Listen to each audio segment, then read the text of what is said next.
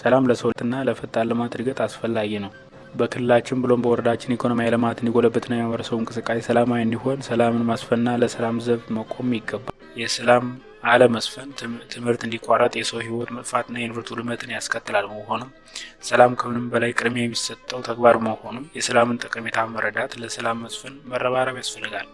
የማህበረሰቡ ጥቅምና መብት ተከብሮ እንዲቀጥል ለማድረግ ዘላቂ ሰላምን ማስፈን በአንድ አካባቢ ብቻ ተወስኖ የሚቀር ሳይሆን ለጸጥታ ስጋት የሚሆኑ ቦታዎችም ማለትም ከአጎራባች ወረዳዎች ጋርም በቅንጅት መስራት ተገቢ ነው። ይህም የሚሆነው በግድያ፣ በስርቆትና በሌሎች ወንጀሎች በመሳተፍ የአካባቢን ሰላም የሚያውኩ አካላትን በቁጥጥርና ክትትል ከማድረግ ባለፈ ቀጠናዊ ፍተሻ በተቀናጀ አደረጃጀት ጥበቃ ማድረግም ያስፈልጋል።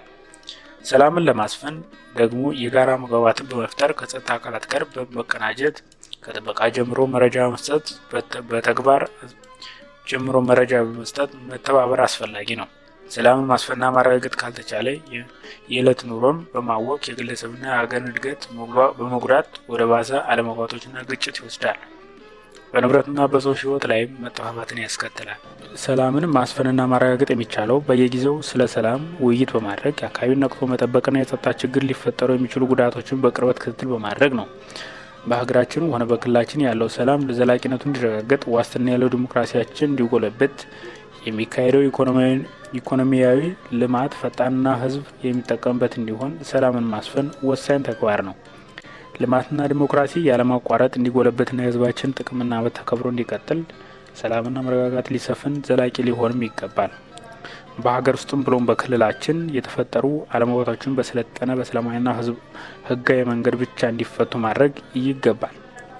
የፖለቲካ ልዩነቶችን በህገ መንግስቱ መሰረት በዲሞክራሲ ውድድርና በህዝብ ድምጽ ሊፈቱ ይገባቸዋል።